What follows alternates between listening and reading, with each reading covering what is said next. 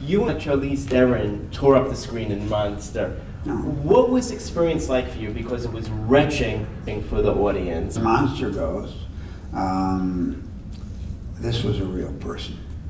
And she had just been put down about it was a story that one of the reasons I didn't catch her for 18 months, that was where the 18 came in, was because there'd never been a serial female killer in America.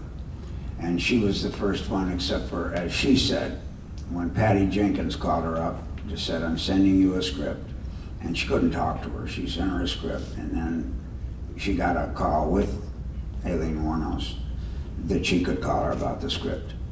And so Patty got on the telephone, and Aileen Wuornos said, why should I let a little Jewish girl from Hollywood make my life story make $1 million when I'm about to go down?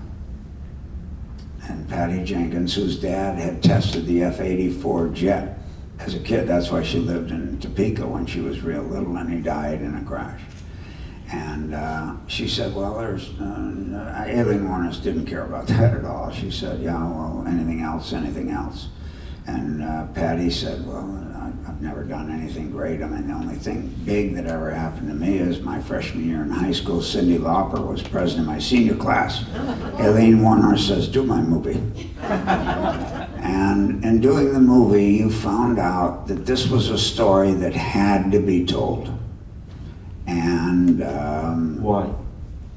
Because she was diagnosed as a homicidal schizophrenic, which means you can go 10 years and be no different, well, not me, because I've played them, but no different than anybody else out here tonight, unless one of your 5 senses is triggered back to something that happened in your youth.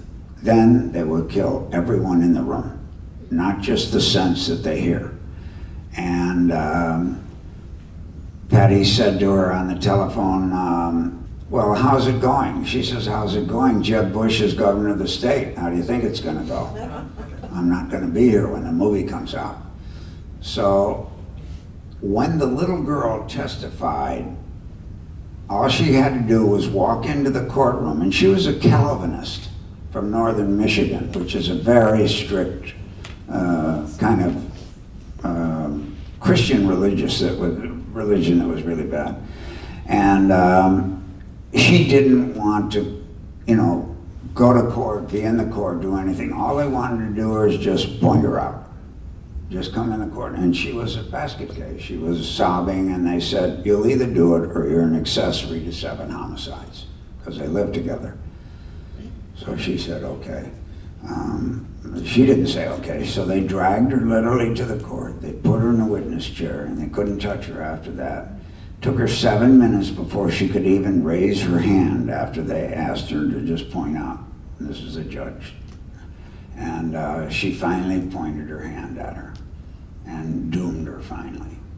And then they took her out of the court, and I'm Aileen Wuornos. She walked by down this aisle with a bailiff to go out that door. So she walked right by, and Aileen's table was right where your shoes are, right at the end. She walked that close to her, 4 feet from her, and Aileen Wuornos looked up, smiled, winked at her, and said, I love you, and I get it all.